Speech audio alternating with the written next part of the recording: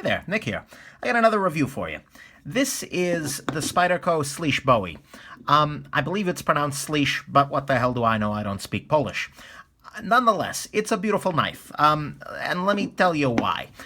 In effect, this is my first mid-tech knife. I know what you're thinking, but Nick, it's not a mid-tech. It's produced by Spyderco at their factory in Taiwan. How is that a mid-tech? Well, practically speaking, it acts like one. The quality is there. So let's take a look at the knife. 2 slabs of titanium, and they're contoured. Note that. That's kind of an important thing. This is not just a single, solid, flat-sided slab of titanium like it is on a ZT, for instance, here, where you can see this is just flat. This is stone-washed titanium that's been contoured, and so the edges are rounded, and they're uniformly so, even across the lock bar here. There's a single curve that's being followed here. So that's important, and that's a quality step, and that's part of why, at least according to Sal Glesser, the Spyderco guy, it's so damned expensive. This knife runs around $250 on the used market, around $300 new.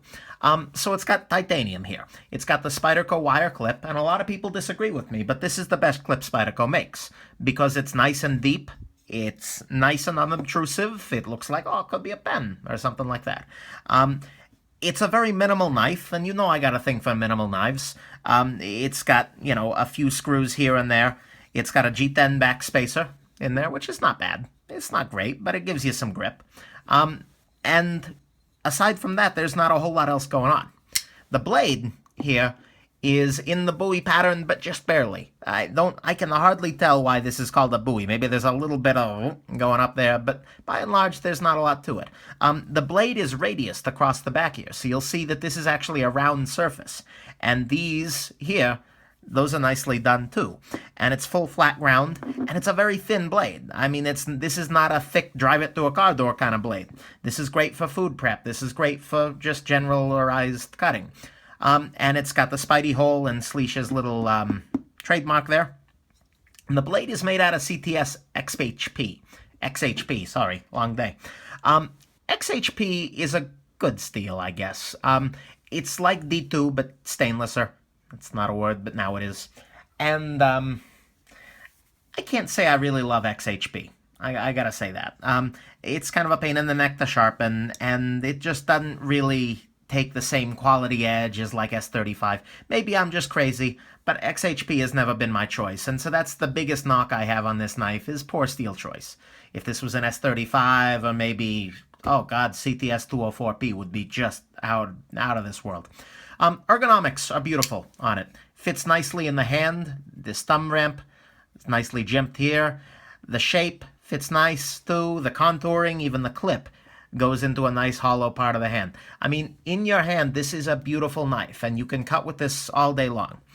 It's smooth. It's really, really smooth. The lock bar engages. It's a nice soft lock bar, so you're not really forcing it.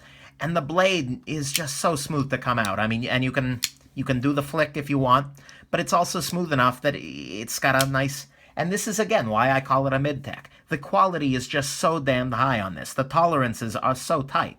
I mean, the centering was perfect out of the box and continues to be so. This is such a nice knife that, you know, frankly, I've held Shabazz's. I've got my Graham Mid-Tech, which I love, love, love.